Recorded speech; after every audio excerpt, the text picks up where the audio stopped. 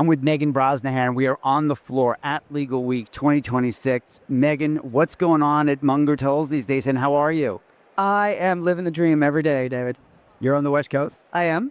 and you're loving the sunshine and the weather and Munger Tolls. I am. I am very much, actually. I feel like I landed in an amazing place. I work with incredible people. You've got a pretty cool title. Tell us about your title a little bit and your role. It's just eDiscovery Counsel.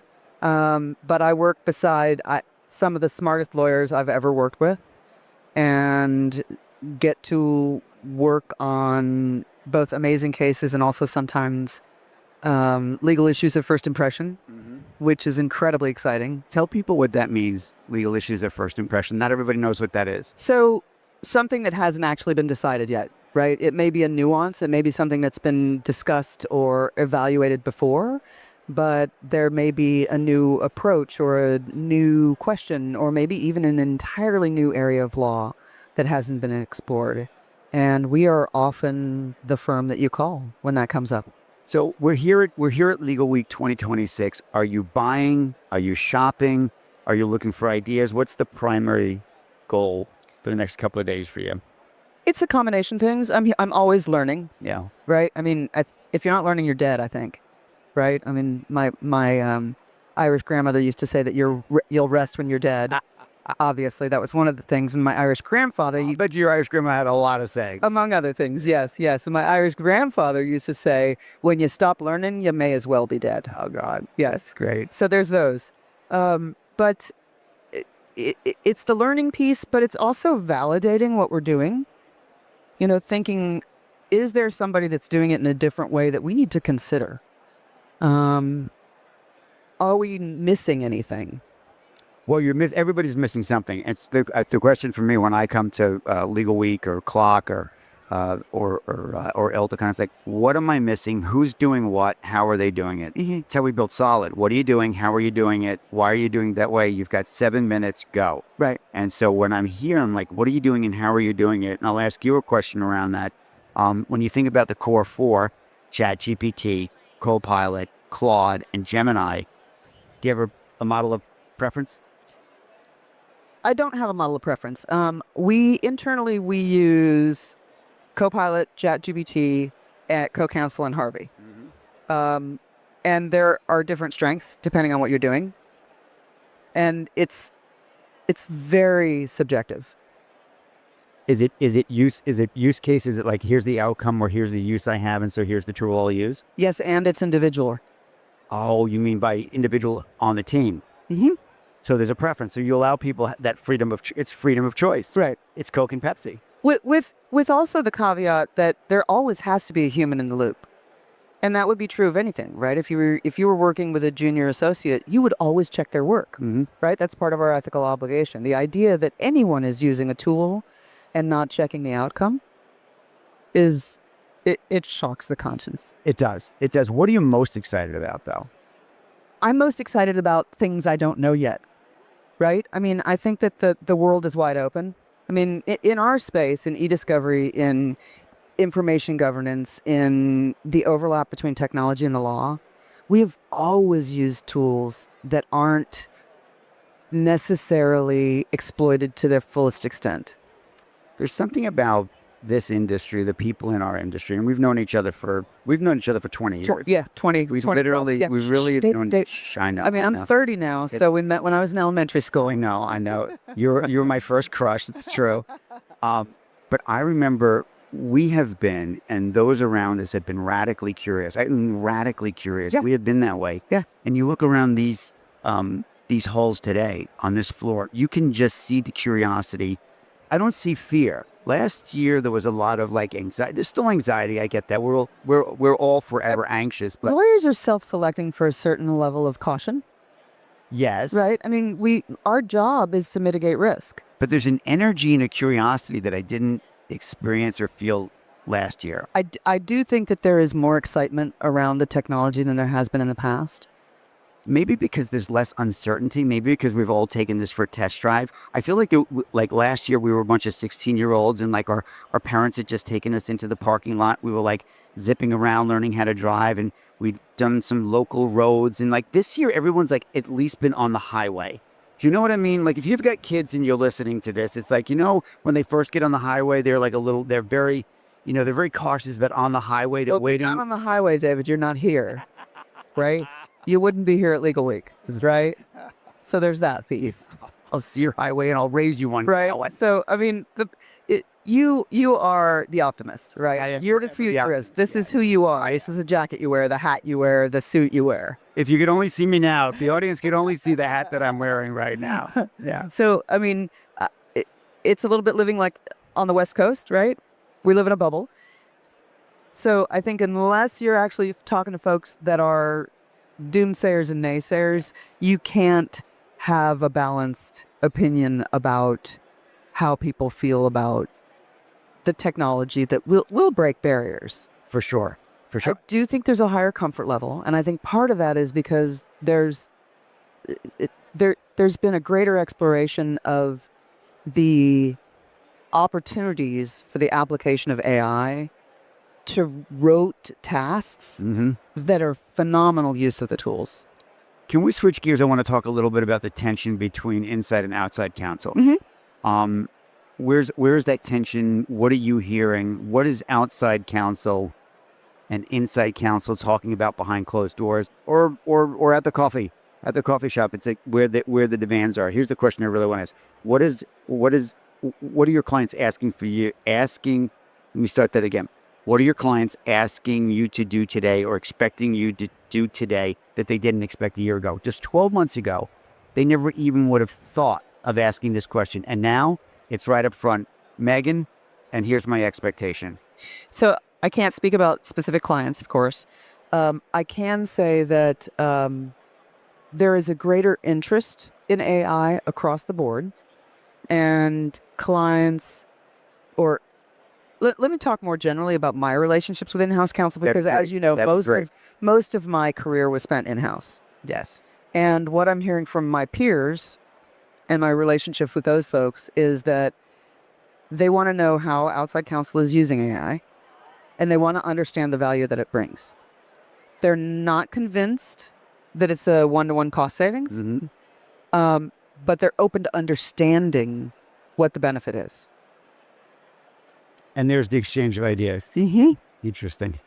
Let's talk a little bit about the AI dividend. What is for you the AI dividend, and how are you using it? Are you reinvesting it? Are you saving it?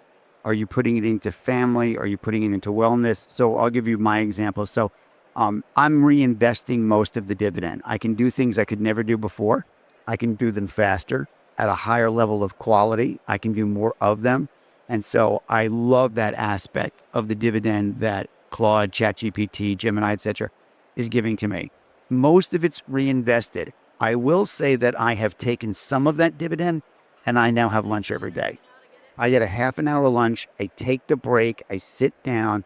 I eat. Maybe I'll watch a little news, but I hadn't been able to do that for a really long time. And David, have you left New York and moved to France? oh my God, no, but I've moved to Florida. You're so funny. I love that's the best line ever.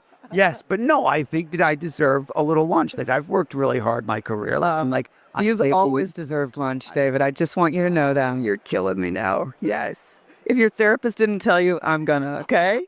This is why we're friends. This is why we're friends. You can tell me things that I need to hear. Do you get lunch? Seriously? Have you been a lunch person your whole career? Not necessarily. I mean, it really depends on if I'm in the groove and I'm time blind. Yeah. Then I would rather time blind. I would rather continue. Yeah. And get through the work, because I feel like the break costs too much. Right. So it's again, it's very subjective. It's very subjective. But I think that there's a lot of value in changing channels. You know?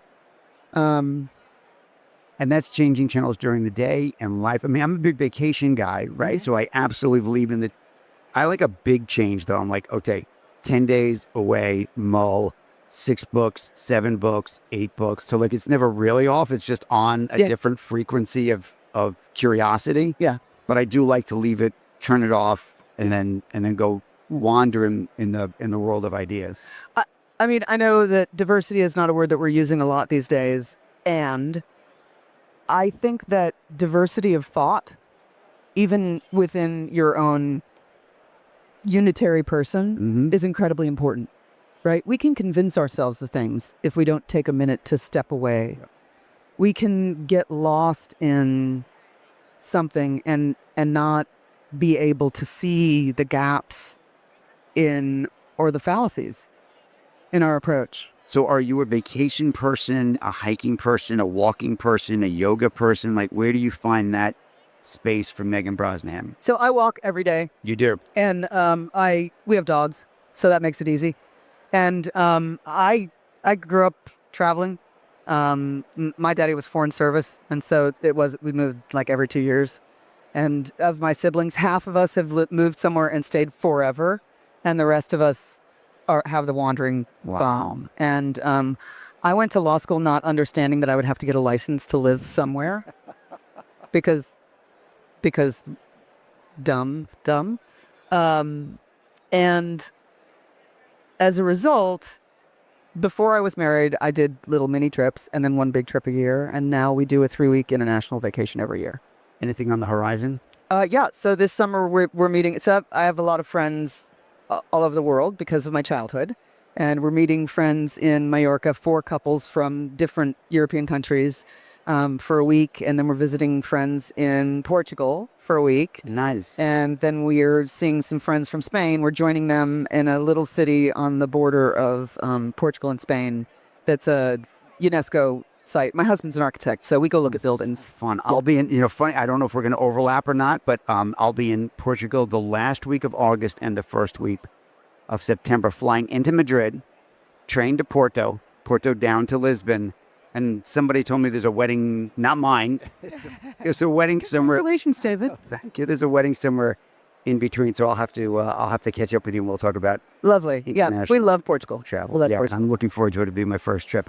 Advice for the young and the up and coming that have 5 years or 10 or 15 or 20, not quite as many as you and I do, on careers. Like, if you were starting your career now, or you were looking to get from that to next. Don't be afraid. Yeah. Don't be afraid. Right? I mean, I have my nieces and nephews and my son are sort of at that age where they're thinking like, what's going to happen to my career? Will AI replace me? And there have been all kinds of periods in history where massive technological shifts have changed the landscape entirely. And it's happening again. Yes. That doesn't mean that there's some sort of post-apocalyptic view for humanity that we're all going to have to live through. It just means that you need to be flexible. And 10 years ago, you and I talked about this, or 20 years ago, we talked about this. The jobs that people are going to have in 5 years may not exist today. No one may even know what they look like. Guaranteed that there's all, I just spoke to Kyle Barr, and he told us about 4 new positions that had just been created at Cleary. I could go on and on. I mean, I'm spending a lot of time right now for here's my encouraging moment at the end. I'll ask myself that same question, which is this: keep your eyes open for the legal CXO, which is the legal chief of staff, the legal chief operating officer, the legal chief strategy officer, the legal chief AI officer. So that's a chief role, right? But underneath that, those chiefs need a lot of support. So as the role of the GC and CLO emerges and moves and becomes more international and more complicated, I think legal ops, and this is another conversation for another time that maybe we can grit when we have some more time. I think legal ops becomes business ops. I think the whole legal ops on the corporate side is going to elevate up into business operations over the next 6, 12, 18, and 24 months. That's the power of AI in legal. And we've talked about legal over the years, you and I, being the center and not off to the side. I think it's moving more and more into the center. And I think outside counsel will play an ever more important role in guiding that direction than ever before. I think that pendulum is going to swing back to outside counsel becoming a much more significant business advisor than ever before. Yeah. And I think that the bottom line, that's my positive optimism. Yeah, absolutely. And the foundational message is don't be afraid. Don't be right? afraid. There are things that that will apply. You just have to be willing to pivot. Absolutely. Right? Imagination and creativity, these are going to be key. Meghan, thank you so much for spending time with us here at Legal Week 2026. Thanks for inviting me, David. Great It's to really see you. lovely to see you. Thank you. Bye-bye. If you enjoyed this show, be sure to give us a like and subscribe on Apple Podcasts, Spotify, or anywhere else you get your shows. And if you want to take your career from now to next, never eat alone.